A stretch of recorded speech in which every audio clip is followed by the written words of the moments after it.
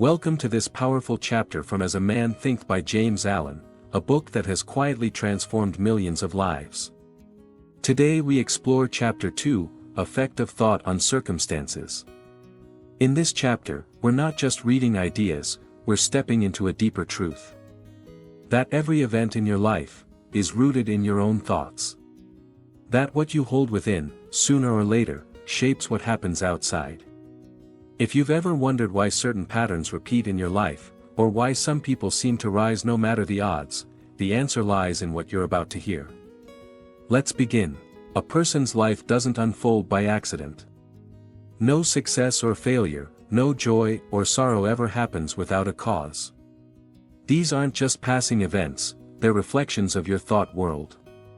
Every individual stands where they do today because of the thoughts they've allowed to take root in their minds over time. Whether those thoughts were uplifting or destructive, focused or scattered, hopeful or fearful, they've formed the blueprint for the conditions we now call life. The world you see around you, your job, relationships, finances, even the kind of problems you face, is not separate from your thoughts. It's the extension of them. Your environment mirrors your mind. This is not a poetic metaphor.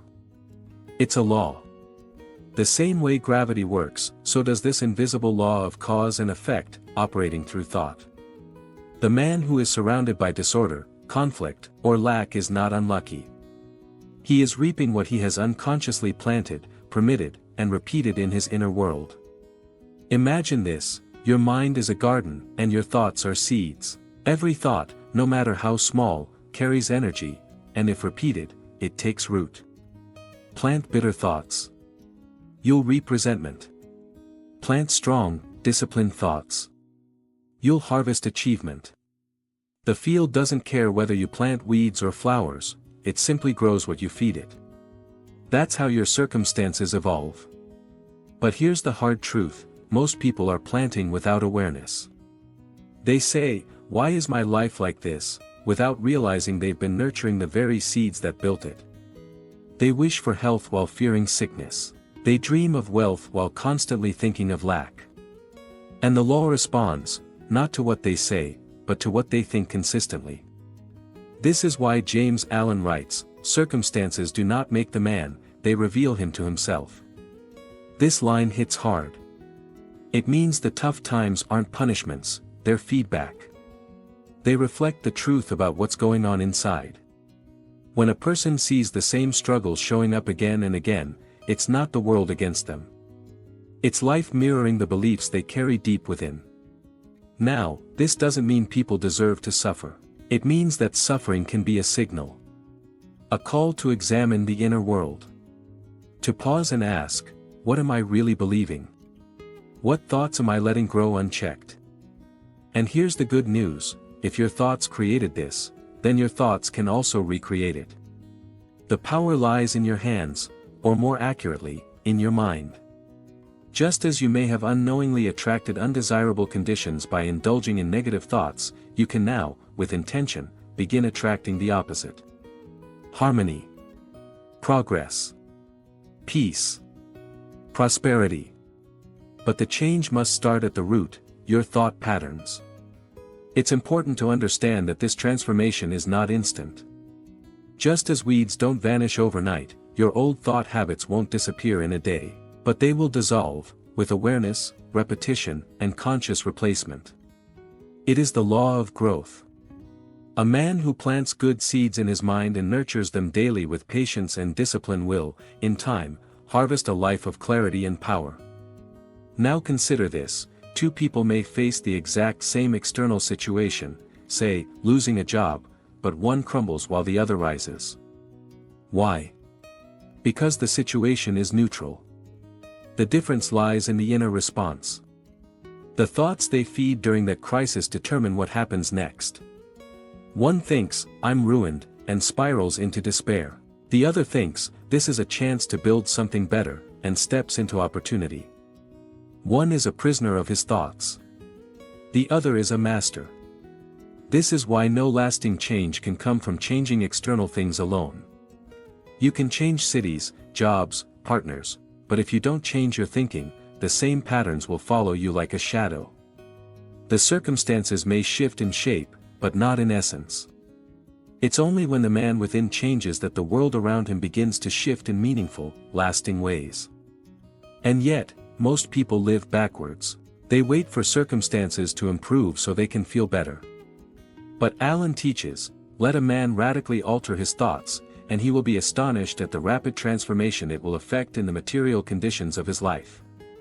The direction is always inside out. And it's not only material conditions that transform, character deepens. A man who once responded with anger may now respond with understanding. A man who used to blame now takes ownership.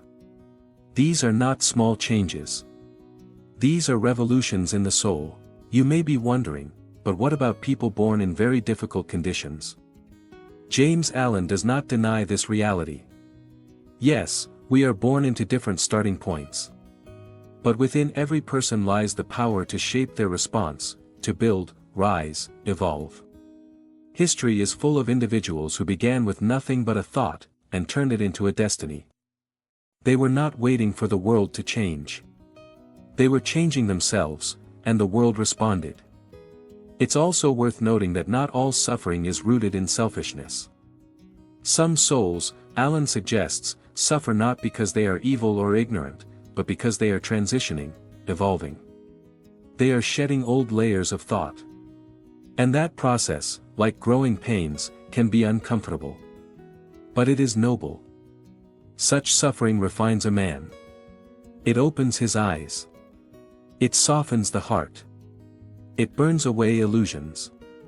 If used wisely, pain can be the doorway to a higher version of self. When a man fully grasps this truth, that thought shapes circumstance, he becomes no longer a mere creature of conditions, but a creator of conditions. He stops blaming fate. He stops envying others. He stops waiting. Instead, he looks inward and asks, what new thoughts must I cultivate to build the life I desire? It is at this point that true responsibility begins. And responsibility is freedom. Because if you have the power to cause your suffering unknowingly, you also have the power to create your joy consciously. James Allen emphasizes, a man does not come to the almshouse or the palace by chance. His thoughts, desires, fears, and beliefs chart the course of his journey. Whether in poverty or riches, obscurity or fame, each is drawn, step by step, by the magnetic power of his own mental atmosphere. Now, this truth can feel heavy at first. It's tempting to think, but life isn't fair. Bad things happen to good people. And yes, on the surface, life may seem chaotic. But beneath that chaos, Allen assures us, is an orderly, invisible current, responding not to appearances, but to the deep vibration of thought. He uses the example of a businessman whose failures are not due to chance or market forces alone, but to inner weakness, perhaps fear, dishonesty, or impatience. Conversely, the man who succeeds steadily, ethically, consistently, is the one whose thoughts have been purified, focused, and aligned with truth. His external success is merely the flowering of an inner mastery that began long before the world noticed. Thus, the outer world is not to be feared or blamed. It is to be understood, as a faithful mirror. Your circumstances are a merciless yet merciful reflection. They will expose every hidden fear, every unhealed wound, every false belief, not to punish you, but to invite you to transform. When you change your inner patterns, even slightly, you will see subtle shifts in your world. Small opportunities where before there was none. Unexpected support. New ideas. Health returning. Relationships softening. It starts quietly, but it compounds over time into sweeping change. And here's a beautiful truth, the man who understands this law and applies it diligently, day by day, no longer sees himself as a victim. Even if storms come, and they will, he stands firm, knowing that he is building, from the inside out, a life that no external force can truly shake. He ceases to fear loss, because he knows the true treasure lies within. He stops chasing approval, because he understands that self-mastery is the highest reward. His energy no longer scatters outward, seeking validation. It roots deep within, radiating calm power. Such a man becomes magnetic. Opportunities, alliances, ideas, even seeming luck begin to flow toward him. Not because he begged for them, but because he became aligned with the laws that govern growth, success, and peace. So how does one begin to change thought and, through it, life? James Allen doesn't offer shortcuts, but he offers clarity. The first step is introspection. A man must examine the thoughts he entertains most frequently. Are they hopeful or fearful? Generous or bitter? Disciplined or lazy? Are they aligned with the kind of life he claims to want? Because if there's a gap between desire and thought, life will always reflect the thought, not the wish. This is why many dreams remain unfulfilled. People desire success but hold thoughts of limitation. They desire love but nurse resentment. They desire peace while living in mental chaos. Life responds not to what we want, but to who we are. You cannot think failure and live success. You cannot think hate and live peace. You cannot think weakness and walk in power. As surely as night follows day, your dominant thoughts carve the path you walk. And this brings us to a profound realization: character is destiny. Not luck. Not fate. Not external forces. Character, the inner structure built thought by thought, choice by choice, is what determines a man's position in life. But here's the gift: character is not fixed. It is formed. And it can be reformed. Every day, you are either strengthening your inner foundation or weakening it, through the thoughts you indulge, the emotions you feed, and the actions you allow. Allen says, man is buffeted by circumstances so long as he believes himself to be the creature of outside conditions. In other words, you will feel powerless for as long as you believe power lies anywhere but within. But the moment you awaken, truly awaken, to the fact that your life is your own construction, you stop drifting. You stop blaming. You begin to build. And with that awareness comes an energy most people never access: creative authority. Yes, storms may still come. But you now hold the blueprint. And you know how to rebuild. And rebuild better. So, from this point forward, the man who would master his life must begin to guard the gates of his mind. Not with paranoia, but with purpose. He must watch the kinds of thoughts he allows to enter, because every thought is a visitor, and some come to build, while others come to destroy. He must reject the thoughts that weaken him, waste his time, or poison his peace. And instead, he must water the thoughts that strengthen, elevate, and align with the life he wants. In time, as this mental discipline becomes habit, the outer world must yield. It cannot resist the focused mind forever. The law is unbreakable. The law is just. One of the most overlooked truths in personal growth is this: success is not to be chased, it is to be attracted by the person you become. James Allen makes it clear: when you purify your thoughts, you purify your world. When you uplift your thoughts, you uplift your circumstances. The change may not be visible in a single day. But keep going, and it becomes inevitable. The world simply has no choice but to reflect the person you are steadily becoming. Even more importantly, this journey isn't just about material gain. Yes, wealth, progress, and opportunity may follow. But the real treasure is deeper. It's the stillness within you. The strength to face storms without panic. The wisdom to act without impulse. The grace to give without expecting. These are signs that your thought life has matured, that your circumstances are no longer random events, but chosen reflections. And so, the man who truly understands this law lives with deeper intention. He doesn't waste thought on gossip, envy, or fear. He builds, silently, daily. He chooses thoughts like a master gardener, knowing that every single one becomes part of the structure of his destiny. You might say, but it's hard to always think positively. And yes, it is.